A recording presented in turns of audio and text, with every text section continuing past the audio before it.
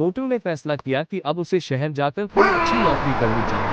पतलू, मैं जल्दी लौटूंगा, तुम अपना ख्याल रखना। पतलू मुस्कुराता है। दूसरी तरफ पतलू की जिम्मेदारी मोटू शहर में नौकरी कर रहा था और उधर पतलू गांव में बिजली सुधारने का काम कर रहा था।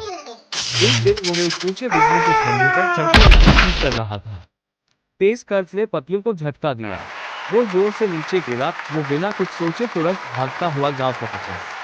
पतलू बेहोश था, शरीर निर्जीव, सांसें धीमी। मोटू उसे गोद में उठाकर अस्पताल ले गया। उसके गाल पर हाथ फेरते हुए बस यही बोलता रहा, भगवान मेरी मदद करो। अस्पताल में डॉक्टरों ने हाथ खड़े कर दिए। मोटू टूट चुका था। थक हार कर मोटू मंदिर गया और हनुमान जी के सामने घुटनों के बल बैठ गया। भगवान, मेरा दोस्त मेरी जान है। अगर मैंने कभी कोई अच्छा काम किया हो तो कृपया उसे वापस लौटा दो, उसे ठीक कर दे। उसकी सच्ची प्रार्थना से मंदिर की घंटियां खुद ब खुद बजने लगी।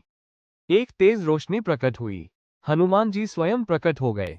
हनुमान जी अस्पताल पहुंचे, पतलू के सिर पर हाथ रखा और मगर कहा, मोटू पतलू की जिंदगी में आज एक नया मोड़ आने वाला था। तुम दोनों एक दूसरे की ताकत फैसला हो। किया कि उठो अब मेरे उसे शहर बच्चे, जाकर कुछ कोई ही अच्छी पल में नौकरी पतलू करनी की चाहिए, सांसें तेज ताकि हुई। वो अपने सपनों को उसने पूरा कर आंखें सके और खोली लोगों की और मदद धीमी कर आवाज सके। में बोला, वो मोटू, भारी मन तुम से, आ गए। लेकिन उम्मीदों मोटू के की साथ आंखों शहर से की ओर खुशी के निकल आंसू पड़ा। बह निकले।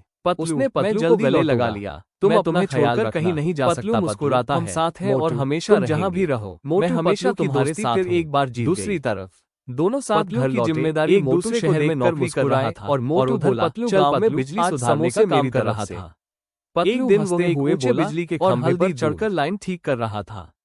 हवा चल रही थी, खंभा थोड़ा हिल रहा था, लेकिन पतलू अपने काम में लगा रहा। अचानक तेज कर्ट ने पतलू को झटका दिया। वो जोर से नीचे गिरा। लोग चीख पड़े। पूरा माहौल डर से भर गया।